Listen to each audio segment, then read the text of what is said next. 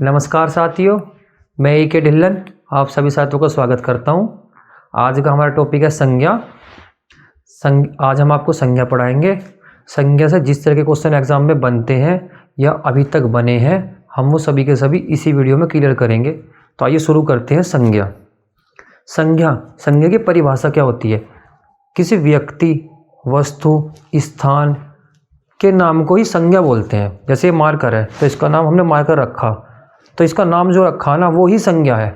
जैसे हम किसी को बोल दे कार, तो हमने जैसे कार का नाम लिया कार, तो कार ही संज्ञा है। किसी भी वस्तु, व्यक्ति या किसी स्थान के नाम को ही संज्ञा बोलते हैं। और ये क्वेश्चन कई बार एग्जाम में आया है कि संज्ञा का शाब्दिक अर्थ क्या है। संज्ञा का शाब्दिक अर्थ होता है नाम। इसको ध्यान रखना कि संज्ञा का शाब्दिक अर्थ क्या होता है। संज्ञा का शाब्दिक अर्थ होता है नाम। अर्थ के अनुसार या प्राचीन हिंदी के अनुसार, ये भी काफ़ी इंपॉर्टेंट है कि अर्थ के अनुसार संज्ञा कितने प्रकार की होती है या प्राचीन हिंदी के अनुसार संज्ञा कितनी प्रकार की होती है। तो होती है आपकी 5 प्रकार की। कितने प्रकार की? 5 प्रकार की। कौन कौन सी होती है?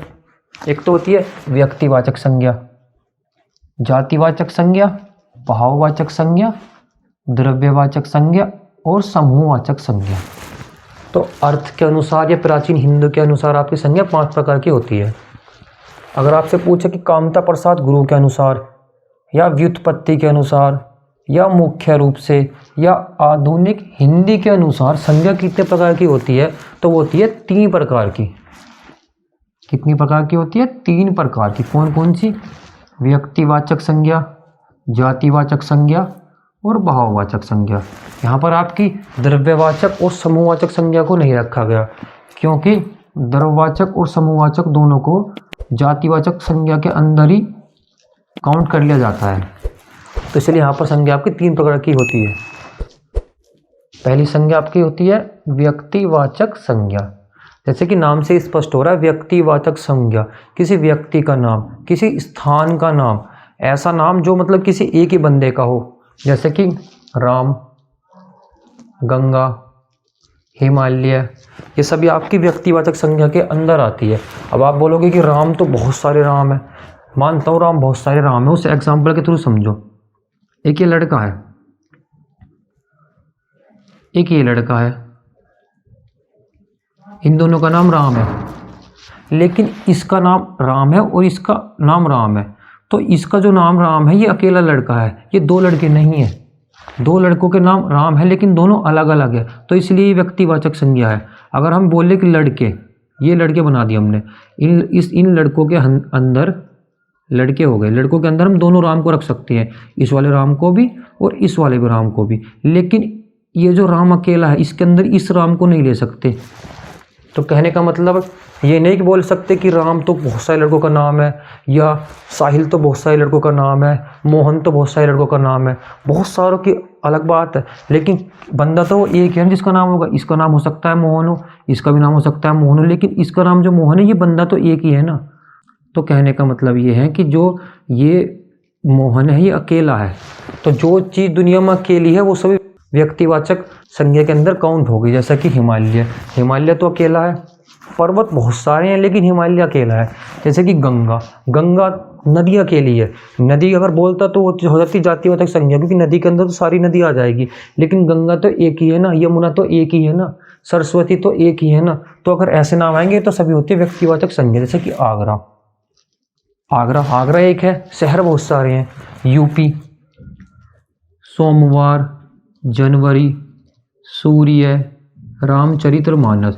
तो ये सभी जो शब्द है ये सभी आपके व्यक्तिवाचक संज्ञा के अंदर ही आएंगे। दूसरी है हमारी जातिवाचक संज्ञा।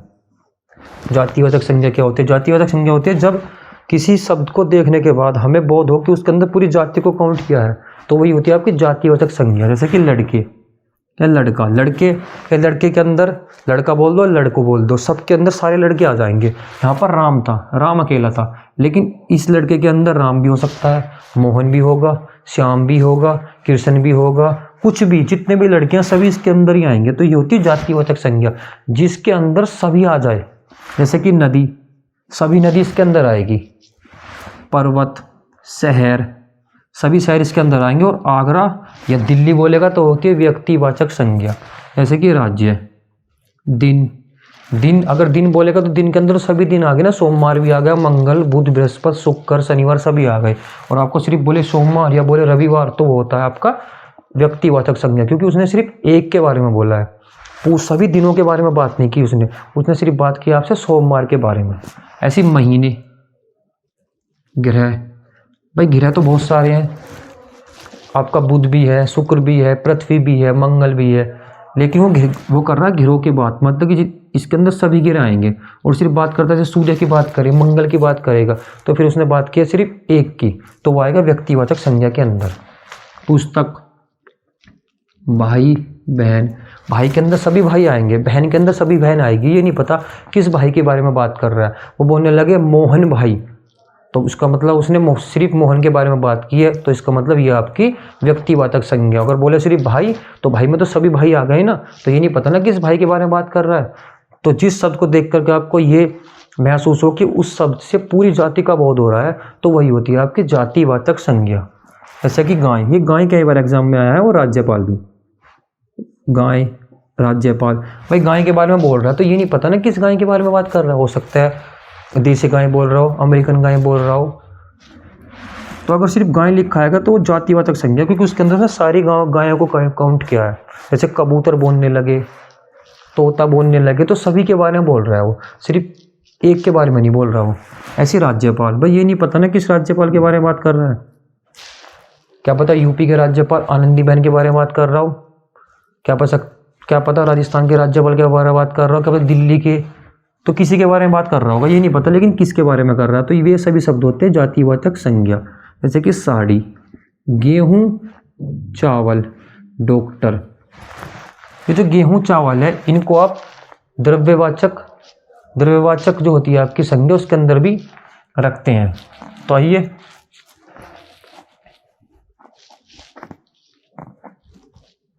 एग्जाम्पल, दो एग्जाम्पल है जो आपके बार बार एग्जाम में आते हैं। जैसे पहला एग्जाम्पल है जय चंदों से सावधान रहना चाहिए।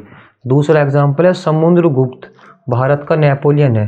तो इसमें तो अंडरलाइन कर देगा जय चंदो, कि बताओ जय चंदो किस प्रकार की संज्ञा है, और इसमें आपका अंडरलाइन करेगा वो नेपोलियन। बोलो बताओ नेपोलियन किस प्रकार की संज्ञा है। तो यहाँ जय चंदो और नेपोलियन ये व्यक्तिवाचक संज्ञा नहीं है, ये यहाँ पर जातिवाचक संज्ञा है। जातिवाचक संज्ञा कैसे है? जातिवाचक संज्ञा ऐसे हैं क्योंकि यहाँ पर जो इसने जयचंदो बोला है ना, इसने इस जयचंदो के अंदर उन सभी इंसानों को रख दिया है जो धोखेबाज होते हैं।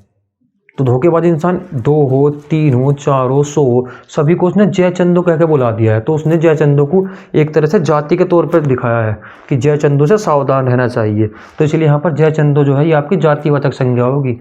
कभी जयचंदो देख करके व्यक्तिवाचक लगा दो कि किसी व्यक्ति का नाम ले रहा है। जैसे समुद्रगुप्त भारत का नेपोलियन है, तो नेपोलियन जो यहाँ पर वो जातिवाचक संज्ञा है, ना कि व्यक्तिवाचक।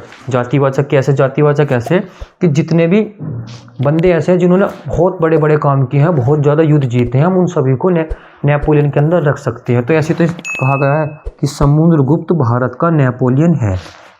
तो यहाँ पर जो नेपोलियन है ये तो हो गई आपकी जातिवाचक संज्ञा। समुद्रगुप्त कैसी है? समुद्रगुप्त है आपकी व्यक्तिवाचक संज्ञा, नेपोलियन नहीं है। एग्जाम में नेपोलियन पूछेगा, समुद्रगुप्त नहीं पूछने का, क्योंकि नेपोलियन देखने के बाद बहुत से बंदे होंगे जो व्यक्तिवाचक लगा देंगे, लेकिन यहाँ पर इसने नेपोलियन को पूरी जाति के रूप में दिखाया है, ना कि एक व्यक्ति के रूप में। तो इसलिए यह है जातिवाचक संज्ञा। जैसे कि बोलने लगे कि राम, यानी जैसे बोलने लगे कि मोहन आधुनिक युग का गांधी है, तो ये जो गांधी शब्द यूज़ किया गया है वो पूरी जाति को दिखाने के लिए यूज़ किया गया है कि भाई जिसने मोहन ने ऐसे काम करे हैं जैसे काम गांधी जी ने करे थे। तो यहाँ पर जो गांधी है ना वो आपकी जातिवाचक संज्ञा है, ना कि व्यक्तिवाचक संज्ञा। तो ऐसे एग्जाम्पल ध्यान रख लें दिमाग में, ये बार बार क्वेश्चन आते हैं। जयचंदो दे देगा, नेपोलियन दे देगा, गांधी दे देगा। तो अगर किसी भी नाम को जाति के तौर पर यूज़ करेंगे तो वहाँ पर जातिवाचक संज्ञा होगी, ना कि व्यक्तिवाचक संज्ञा। तीसरी आपकी द्रव्यवाचक संज्ञा। द्रव्यवाचक संज्ञा ये कैसी होती है?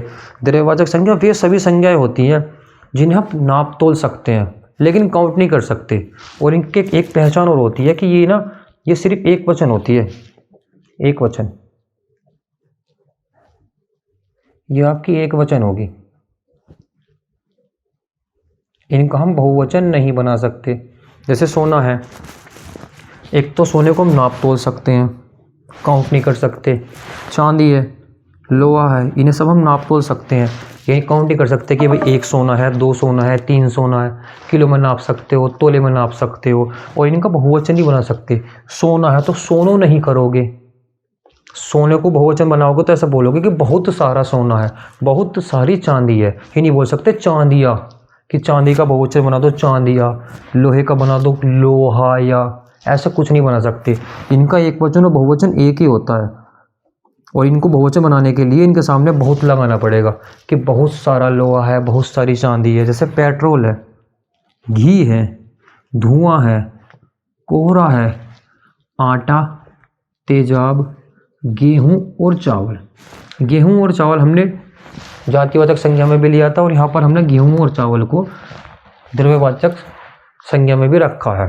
अगर आपका एग्जाम में आएगा कि बताओ गेहूं कैसी संज्ञा है, और उसमें ऑप्शन में दे द्रव्यवाचक संज्ञा और जातिवाचक संज्ञा दोनों, तो आप लगाओगे द्रव्यवाचक संज्ञा। पहली प्रीफरेंस देनी है द्रव्यवाचक को। अगर द्रव्यवाचक ऑप्शन में नहीं है तो फिर लगाओगे जातिवाचक संज्ञा। जातिवाचक संज्ञा कैसे हैं और द्रव्यवाचक संज्ञा कैसे हैं, इस डाउट को क्लियर करते हैं।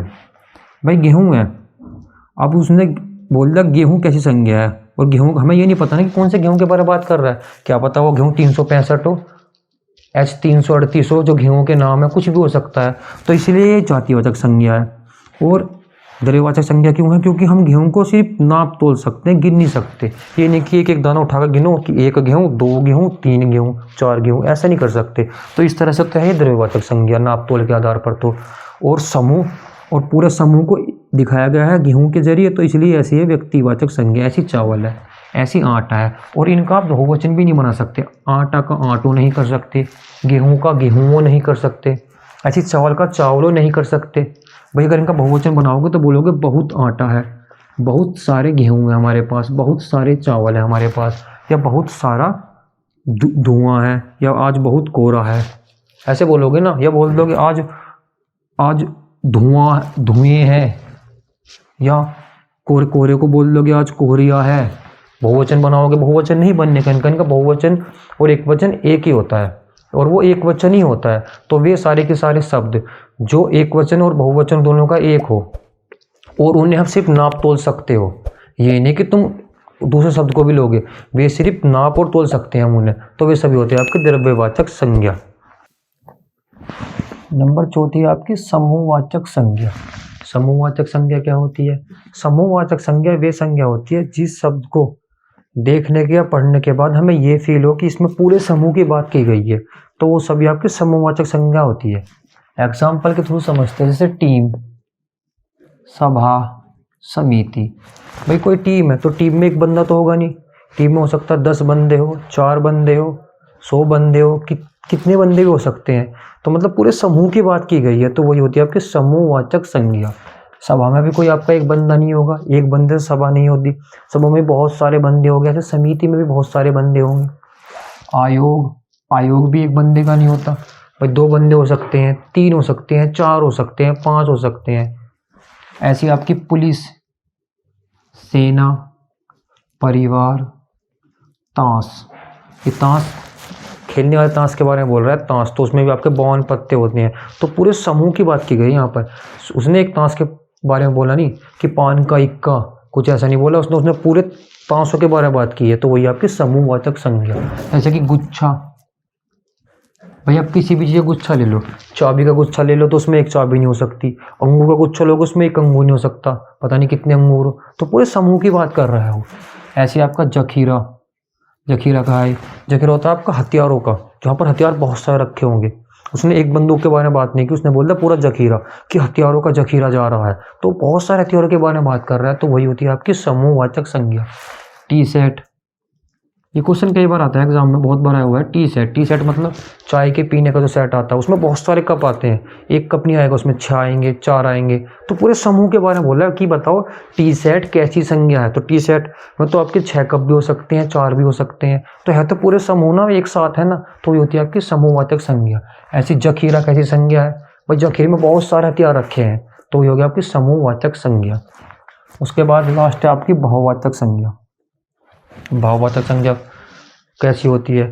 वे संज्ञा जिन्हें हम अपने भावों के द्वारा व्यक्त करते हैं, वो सभी संज्ञा आपकी भाववाचक संज्ञा होती है। एग्जाम्पल के थ्रू समझते हैं, जैसे क्रोध, मिठास। एक तो इन संज्ञा इन्हें सिर्फ हम फील कर सकते हैं, या कहे तो सिर्फ महसूस कर सकते हैं, छू नहीं सकते। क्रोध, आप किसी को क्रोध आ रहा है तो तुम सिर्फ उसे महसूस कर सकते हो कि हाँ भाई इस बंदे को ज़्यादा क्रोध आ रहा है, थोड़ा कम आ रहा है, लेकिन उसे तुम छू नहीं सकते। अब तुम उसे टच करने जाओगे और बोलोगे ले भाई हमने तो इसे टच कर दिया, तो तुमने उस बंदे को टच किया, ना कि उसके क्रोध को। ऐसी मिठास, भाई तुमने मिठाई खाई, मिठाई उठाई और फिर उसे खाई, तो तुमने जो टच किया वो मिठाई को किया, ना कि मिठास को। मिठास को तो तुम सिर्फ फील करोगे। तो ये ऐसे शब्द होते हैं जिन शब्दों को देखने के बाद हमें ये लगता है कि हम इन्हें छू नहीं सकते, सिर्फ महसूस कर सकते हैं। वो सभी आपके भाववाचक संज्ञाएं में आती है। जैसे कि यौवन, यौवन का मतलब होता है जवानी। जवानी को तुम सिर्फ महसूस कर सकते हो, छू नहीं सकते। छूने जाओगे तो तुम उस बंदे को छू दोगे, ना कि उसकी जवानी को। ऐसी बुढ़ापा, सुंदरता, सुंदरता ये भी आपकी भाववाचक संज्ञा है। भाई कोई बंदा सुंदर है तो तुम उसे बोलोगे भाई ये काफ़ी सुंदर है, तो तुम सिर्फ उसे महसूस कर रहे हो, उसे छू नहीं सकते। छूने जाओगे तो उस बंदे को छू दोगे, ना किसी सुंदरता को। ऐसी घबराहट, घबराहट भी आपकी भाववाचक संज्ञा है। दूरी, लंबाई, सुख, दुख। सुख और दुख सिर्फ महसूस किए जा सकते हैं कि हाँ भाई ये इंसान काफ़ी सुखी है या इंसान काफ़ी दुखी है, लेकिन हम उसे टच नहीं कर सकते, तो उसे भाववाचक संज्ञा है। ये दोनों बहुत काफ़ी इंपॉर्टेंट, और इनमें कन्फ्यूजन होता है। तो दूरी और एक लंबाई कि ये भाववाचक संज्ञा कैसे हैं, दूरी भाववाचक संज्ञा कैसे है और लंबाई भाववाचक संज्ञा कैसे है, समझते हैं। जैसे कि बोलने लोगों अपने आप का बोलने लगो कि मैं 6 फीट लंबा हूँ और मेरी लंबाई नाप दी गई कि हाँ भाई मेरी लंबाई 6 फीट है, तो तुम तो बोलोगे कि भाई हमने तो नाप दिया इसे। तो तुमने मेरी लंबाई को नाप तो दिया, लेकिन टच नहीं कर सकते इसे, फिर फील कर सकते हो। अब तुम टच करने जाओगे तो तुम मेरी लंबाई को टच ना करके मुझे टच कर दोगे। कभी बोलने लगो कि नहीं हमने तो टच कर दिया, 6 फीट लंबे हो, तो लो सर पर हाथ रख दिया कि हो गया टच। नहीं, तुमने मुझे टच किया, ना कि मेरी लंबाई को सिर्फ तुमने काउंट किया। तो वो इसलिए आपकी ये भाववाचक संज्ञा। ऐसी दूरी को तुम किलोमीटर में तो नाप सकते हो, लेकिन उसे टच नहीं कर सकते, सिर्फ महसूस कर सकते हो कि हाँ भाई ये 30 किलोमीटर दूरी है। तुम चल दे 30 किलोमीटर, निकल गए रोड पे। 30 किलोमीटर जाने के बाद तुमने देखा कि हम तो 30 किलोमीटर चल चुके हैं। तुमने महसूस किया कि 30 किलोमीटर तुम चल दिए। ये नहीं कि तुमने जाकर उसे टच कर दिया, कि हमने तो हाथ रख दिया सड़क पे कि हमने तो दूरी टच कर दी। तो ये भी इसलिए आपकी भाववाचक संज्ञा है। ये 3 हो रहा जो, एक तो आपका जातिवाचक से भाववाचक कैसे बनाते हैं, एक विशेषण से भाववाचक कैसे बनाते हैं, और क्रिया से भाववाचक संज्ञाएं कैसे बनाते हैं। तो पहले जातिवाचक से देखते हैं, जातिवाचक से भाववाचक संज्ञाएं कैसे बनाएंगे। जैसे आपकी नारी है, नारी से अगर हम भाववाचक संज्ञा बनाएंगे नारी की, तो बनेगी नारीत्व। नारी को आप टच कर सकते हो, लेकिन नारीत्व मतलब होता है उसका औरत वाला गुण, उसे तुम टच नहीं कर सकते, सिर्फ महसूस कर सकते हो। ऐसी पुरुष से अगर तुम पुरुष तो आपकी जातिवाचक संज्ञा है, नारी भी जातिवाचक संज्ञा है। पुरुष से अगर तुम भाववाचक संज्ञा बनाओगे तो पौरुष और पुरुष। एक तो इनमें जो भाववाचक संज्ञा होती है, एक तो आपको उसमें आपका लास्ट में त्वैल दिखाई देगा, ता दिख सकता है।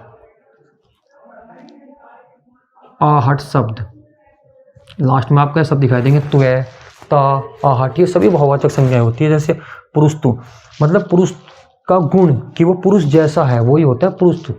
ऐसी मनुष्यता आपकी जातिवाचक संज्ञा, पूरे मनुष्य के बारे में बोल रहा है, उसमें पूरे मनुष्य है, औरत भी है, आदमी भी है। लेकिन ये जो मनुष्यता है ये उसका गुण है, मनुष्यता, और ये जो मनुष्य है ये जातिवाचक संज्ञा है। ऐसी विशेषण सुंदर आपका विशेषण है, और सुंदरता भाववाचक संज्ञा है। वीर आपका विशेषण है, और वीरता भाववाचक संज्ञा है कि वो काफ़ी, एक तो बोलोगे ना वीरता, तो वीरता को तुम सिर्फ महसूस करोगे, ना कि उसे जाकर टच कर दोगे। ऐसी बड़ा आपका विशेषण है, लेकिन बड़प्पन आपकी भाववाचक संज्ञा है कि भाई उस बंदे के अंदर तो बड़प्पन है, लेकिन तुम सिर्फ उसे फील कर रहे हो, ना कि जाकर उसे टच कर रहे हो। तो वो सभी शब्द जिन्हें तुम देखने के बाद सिर्फ तुम्हें ये लगे कि हम इसे सिर्फ महसूस कर सकते हैं, इन्हें टच नहीं कर सकते, वो सभी ही आपकी भाववाचक संज्ञाएं होती है। क्रिया से कैसे बनाएंगे, एक तो क्रिया वे शब्द होते हैं जिनके लास्ट में ना लगा होगा, वो सभी क्रियाएं होते हैं। ये क्रिया के चैप्टर में समझाएंगे, थोड़ा समझो। जैसे चढ़ना, लेकिन तुम राम ना नहीं कर सकते। राम एक संज्ञा है, व्यक्तिगत संज्ञा, लेकिन तुम इसके लास्ट में अगर तुम लिखोगे राम और इसके लास्ट में ना लगा कर देखोगे तो ये कोई सेंस नहीं बैठ रहा, ये कोई सार्थक शब्द नहीं है राम ना। तो ये आपकी क्रिया नहीं हो सकती। क्रिया वो होती है जिस शब्द के लास्ट में ना लगा होता है और वो एक सार्थक शब्द होता है। ये नहीं कि ना लगा दो उसका कोई सेंस नहीं बैठ रहा। राम ना कोई सेंस नहीं है, लेकिन चढ़ना, थकना, घबराना, ये सभी, इन सभी का कुछ ना कुछ सेंस है, इन सभी अक्षरों का कुछ ना कुछ मतलब है। तो ये सभी इसलिए क्रिया है। और आपको क्रिया वाले चैप्टर में समझाएंगे कि क्रिया कैसे बनती है। तो घबराना ये क्रिया है, और इससे बहुवचन संज्ञा बनाओगे तो कैसा बनाओगे? घबराहट। थकना ये भी क्रिया है, और अगर आप इससे भाववाचक संज्ञा बनाओगे तो कैसे बनाओगे? थकान। ये काफ़ी इंपॉर्टेंट है, क्योंकि थकना और थकान दोनों सेम से लगते हैं। ऑप्शन में आएगा कि बताओ थकान क्या है, और आप ऑप्शन दे देगा क्रिया है, बहुवचक संज्ञा है, जातिवाचक संज्ञा है। तो ना देख करके बच्चे क्रिया लगा देते हैं, लेकिन न नहीं, लास्ट में न नहीं होगा, ना होगा एक तो क्रिया के, ना कि न और ना दोनों अलग अलग है, एक बार देख लेना। तो थकना तो क्रिया है, लेकिन थकान भाववाचक संज्ञा है। भाई कोई बंदा थक गया, बोल रहा है मुझे तो काफ़ी थकान हो रही है, वो खुद से ही बोल रहा है कि मुझे काफ़ी थकान हो रही है। वो सिर्फ महसूस कर रहा है उस थकान को, अपने अंदर फील कर रहा है, उसे टच नहीं कर सकता। वो सभी ही भाववाचक संज्ञाएं हैं। जैसे चढ़ना ये क्रिया है, और चढ़ाई ये आपकी भाववाचक संज्ञा है। तो आप विशेषण से भाववाचक संज्ञा, क्रिया से या जातिवाचक से भाववाचक संज्ञा बना सकते हैं, अपने आप बना सकते हैं। कुछ भी शब्द लिखो और उसका भाववाचक संज्ञा बना दो। बस इतना बनाना है कि आपको जैसे पढ़ने के बाद ये लगे कि हाँ भाई हम सिर्फ इस शब्द को फील कर पा रहे हैं, तो वो सभी भाववाचक संज्ञाएं होती है।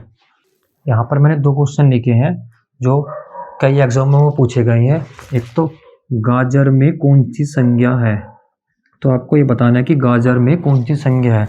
और एक है कि कौन सा भाववाचक संज्ञा का उदाहरण नहीं है, या कौन सा भाववाचक संज्ञा नहीं है। आपके पास 4 ऑप्शन दे रखे हैं कि इनमें से कौन सी भाववाचक संज्ञा नहीं है। तो इन दोनों क्वेश्चन के आंसर आप लोग मुझे कमेंट में बताना। और अगर आपको ये चैप्टर समझ में आ गया होगा तो फिर आप इन दोनों के आंसर आसानी से दे सकते हैं। और अगर आपको ये वीडियो अच्छी लगी हो तो वीडियो को लाइक करके जाना और चैनल को सब्सक्राइब करके जाना। धन्यवाद।